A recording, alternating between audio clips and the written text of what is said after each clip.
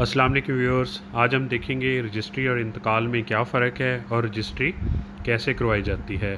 तो इस वीडियो में हम सारी तफसील देखेंगे, तो ये वीडियो एंड तक देखिएगा ताकि आपको पता चल सके कि ये सारा मुकम्मल प्रोसेस कैसे होता है और रजिस्ट्री कैसे करवाई जाती है। आप देख रहे हैं info with Danish, my YouTube channel where we believe learn and grow, सीखो और बढ़ो। तो नाज़रीन, रजिस्ट्री की हम तफसील देखते हैं इस वीडियो में। रजिस्ट्री कैसे करवाई जाती है और रजिस्ट्री और इंतकाल में क्या फ़र्क है। रजिस्ट्री लफ्ज़ रजिस्टर से निकला है, मतलब कोई चीज़ रजिस्टर करवाना। मिसाल के तौर पे हम मोटरसाइकिल लेते हैं या कार, तो मुतल्लिका एक्साइज़ के महकमे से गाड़ी की रजिस्ट्रेशन करवाते हैं। मतलब रजिस्ट्री और रजिस्ट्रेशन को कोरिलेट किया जाता है, कोरिलेट किया जा रहा है समझाने के लिए कि भाई रजिस्ट्री बेसिकली है क्या। कोई भी डॉक्यूमेंट्स जिसको आप रजिस्टर करवाना चाहते हैं, जैसे हम मोटरसाइकिल या अपनी गाड़ी को एक्साइज़ के महकमे से रजिस्टर करवाते हैं, तो बियान ही हम रजिस्ट्री करवाते हैं। तो समझाने का ये मकसद था, जहाँ गाड़ी की नंबर प्लेट, इंजन, रंग, मॉडल, कंपनी का नाम, अगर पुरानी गाड़ी है तो पुराने मालिक का नाम, गरज हर एक चीज़ की तफसील जो गाड़ी से रिलेटेड है, उसका नंबर क्या है, उसका नंबर प्लेट क्या है, इंजन क्या है, चेसिस क्या है, रंग क्या है, मॉडल क्या है, कंपनी कौन सी है, नई है, पुरानी है, हर एक चीज़ उसके ऊपर दर्ज करवा देते हैं। और एक्साइज़ की ख़ास कीमत अदा करने के बाद ये गाड़ी हमारे नाम रजिस्टर हो जाती है। यानी रजिस्ट्रेशन के प्रोसेस को समझने के लिए ये एग्ज़ाम्पल दी हुई है कि जिस तरह गाड़ी की रजिस्ट्रेशन करवाने के लिए हम अलफ से लेके बे, अलफ से लेके ये तक हर एक चीज़ उसके अंदर लिख के अपनी रजिस्ट्रेशन गाड़ी की करवा लेते हैं, इसी तरह हमने अपनी जो प्रॉपर्टी ख़रीदनी है उसकी रजिस्ट्री करवानी है, उसके अंदर भी ये सारी चीज़ें मेंशन करनी है। मिसाल के तौर पर बिल्कुल इसी तरह ज़मीन और मकान की रजिस्ट्री करवाने का मामला है।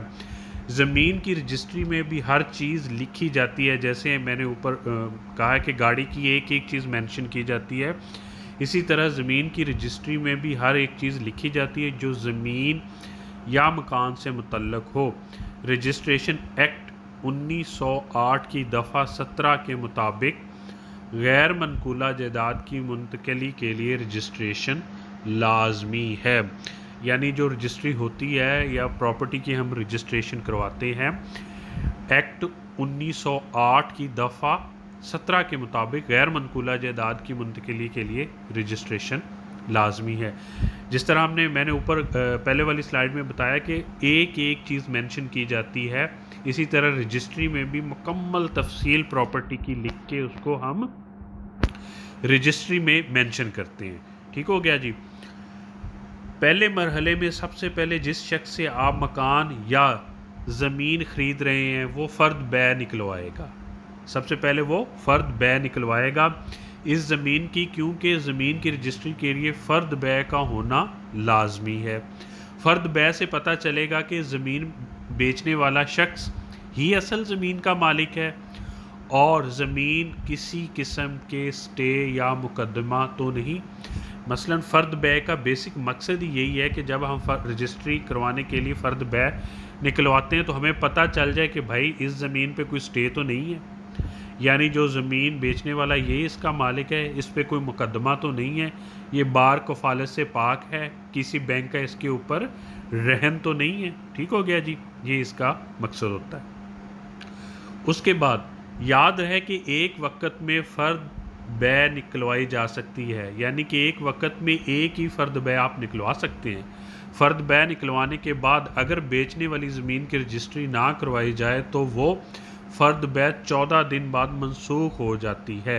इसके बाद ज़मीन की मालियत के हिसाब से ई स्टैम्प पेपर निकलवाएं। अच्छा, फाइलर इसमें 5% टैक्स ज़मीन की मालियत के हिसाब से अदा करेगा और जो नॉन फाइलर है वो ज़मीन की मालियत के हिसाब से 6% टैक्स अदा करेगा। ज़रूरी ज़मीन पर आप 4% टैक्स अदा करेंगे। ठीक हो गया जी। अच्छा, इसके बाद हम देखते हैं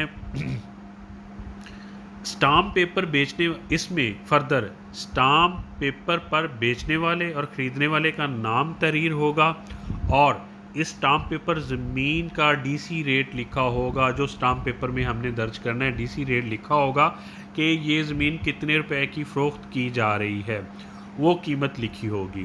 اس کے علاوہ اس اسٹامپ پیپر پر مکمل تحریر ہوگی کہ کون شخص کس کو زمین بیچ رہا ہے، کتنے روپے میں بیچ رہا ہے، اور اسی طرح اس کے جو 2 گواہ ہوں گے ان کا مکمل نام، پتہ اور تفصیل اس کے اوپر لکھ دی جائے گی۔ یعنی اسٹامپ پیپر پہ جو موٹی موٹی چیزیں ہیں، ایک تو اس کا ڈی سی ریٹ لکھا جائے گا، زمین فروخت کرنے والے، زمین خریدنے والے کی مکمل تفصیل لکھی جائے گی، کتنے میں بیچ رہا ہے، اور 2 گواہوں کا مکمل پتہ اس کے اوپر لکھا جائے گا۔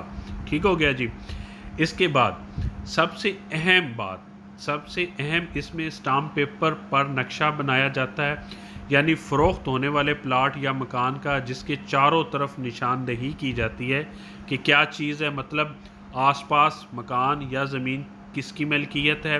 اس سب کا مقصد زمین کو محفوظ بنانا ہے کہ کل کو کوئی اور شخص اس زمین پر قبضہ نہ کر لے اور رجسٹری سے پتہ چل جائے کہ کون کس زمین کا مالک ہے۔ یعنی جو جگہ آپ خرید رہے ہیں، جو مکان آپ خرید رہے ہیں، یا جو پلاٹ آپ خرید رہے ہیں، اس کا اسٹامپ پیپر کے اوپر ایک میپ بنایا جاتا ہے، اس کی اطراف کے بارے میں لکھا جاتا ہے کہ اس کے دائیں یہ ہے، بائیں فلانے کی پراپرٹی ہے، یعنی کہ اس کی ارد گرد دائیں بائیں ہر ایک چیز اس کے اوپر مینشن کی جاتی ہے اس اسٹامپ پیپر کے اوپر۔ دوسرے مرحلے میں اسٹامپ پیپر زمین کی مالیت کے حساب سے نکلوانے اور تحریر کروانے کے بعد مندرجہ ذیل ڈاکومنٹ لگا کر متعلقہ ضلع کے رجسٹرار کے پاس جائیں۔ یعنی دوسرے مرحلے میں آپ نے اسٹامپ پیپر لے لیے، اس کے اوپر جو 3-4 ڈاکومنٹس ہیں وہ لگانے کے بعد آپ ضلع کے رجسٹرار کے پاس جائیں گے۔ اس میں آپ فرد بیع نکلوائیں گے، فرد بیع لگی ہوگی، خریدنے والے کی شناختی، خریدنے والے، بیچنے اور خریدنے والے کی شناختی کارڈ کی کاپی لگی ہوگی، اور جتنے بھی آپ نے ٹیکس پے کیے ہیں ان کی پیمنٹ کی رسیدیں لگی ہوں گی۔ یہ مکمل فائل تیار کرنے کے بعد متعلقہ جو ضلع کا رجسٹرار ہے اس کے پاس جائیں۔ یعنی کہ آپ نے اسٹامپ پیپر لے لیا، فرد بیع لے لی، خریدنے والے اور بیچنے والے کے شناختی کارڈ کی کاپیاں لے لی، اور جتنے بھی آپ نے ٹیکس پے کیے ہیں ان کی پیمنٹ کی، ٹیکس پیمنٹ کی ساری رسیدیں لے کے آپ کا جو متعلقہ ہے رجسٹری کا آفس، آپ وہاں چلے جائیں گے۔ ٹھیک ہو گیا جی۔ اس کے بعد آتا ہے وہاں رجسٹرار کے سامنے جانے کے بعد، وہاں رجسٹرار کے سامنے بیچنے والا آپ کے حق میں بیان دے گا، اور گواہان کی فوٹو، جو آپ کے گواہ ہیں ان کے فوٹو بننے اور سائن ہونے کے بعد آپ کی رجسٹری ہو جائے گی، اور پھر وہ رجسٹری آپ کے ایڈریس پہ چند دنوں کے اندر بھیج دی جائے گی، یا چند دنوں کے بعد رجسٹری ہونے کے بعد خود آپ متعلقہ آفس یعنی رجسٹرار آفس سے جا کے اپنی رجسٹری لے لیں گے، یا پھر وہ آپ کے ایڈریس پہ وہ ارسال کر دی جائے گی۔ یعنی رجسٹرار کے سامنے بیچنے والا آپ کے حق میں بیان دے دے گا، اور وہاں گواہان کی فوٹو بن جائے گی، وہ اپنے سائن کر دیں گے تو آپ کی رجسٹری ہو جائے گی، جو آپ کے ایڈریس پہ چند دنوں کے بعد بھیج دی جائے گی۔ ٹھیک ہو گیا۔ آگے آتے ہیں مین کویسچن کہ بھائی انتقال اور رجسٹری میں کیا فرق ہے؟ تو رجسٹری اور انتقال دونوں سیم چیزیں ہیں، یعنی رجسٹری اور انتقال زمین میں کوئی فرق نہیں ہے۔ رجسٹری بھی ملکیت کا ثبوت ہے، یعنی کہ جو آپ نے زمین لی ہے اس کی ملکیت کو شو کر رہی ہے، جبکہ انتقال زمین بھی ملکیت کا ثبوت ہے۔ رجسٹری کے بعد جو اگلا مرحلہ ہے، یعنی رجسٹری کروا لی، اس کے بعد جو اگلا مرحلہ ہے وہ انتقال کا ہوتا ہے۔ رجسٹری حاصل کرنے کے بعد مالک زمین متعلقہ پٹواری کے پاس جائے گا، جو رجسٹری کی مصدقہ کاپی دیکھنے کے بعد آپ کے نام زمین کا انتقال کر دے گا۔ یعنی آپ نے رجسٹرار آفس سے رجسٹری کروا لی، اس کی آپ کاپی لے کے جائیں پٹواری کے پاس، اور اس کے بعد آپ کے نام وہ اس کا انتقال کر دے گا۔ اچھا، اس انتقال کی فیس 300 روپے ہے۔ رجسٹری کے بعد جو آپ نے پٹواری کے پاس گئے ہیں اس انتقال کی فیس 300 روپے ہے، اس سے زیادہ پیسے پٹواری کو نہیں دیں۔ اچھا، سپریم کورٹ نے اپنے ایک فیصلے میں قانون واضح کر دیا ہے کہ شہری علاقوں میں زمین کی منتقلی رجسٹری کے ذریعے ہی ہوگی، نہ کہ انتقال کے ذریعے۔ تو رجسٹری اور انتقال بیسیکلی ایک ہی ہیں۔ بیسیکلی جب رجسٹری آپ کروا لیتے ہیں تو رجسٹری کروانے کے بعد آپ نے اس کا انتقال کروانا ہوتا ہے۔ رجسٹری کی آپ مصدقہ کاپی لیں اور اپنے حلقے کے پٹواری کے پاس جائیں، ٹھیک ہو گیا، جہاں آپ کی زمین کی رجسٹری ہوئی ہے، تو اس کو وہ مصدقہ کاپی دے دیں اور اس کو کہیں بھائی یہ مصدقہ کاپی ہے، اب اس رجسٹری میرے نام ہوگی ہے، اب اس کا انتقال میرے نام کر دیں، ٹھیک ہو گیا جی۔ تو آج کی ویڈیو کے لیے اتنا ہی، اگر ویڈیو پسند آئی تو کو لائک کیجئے۔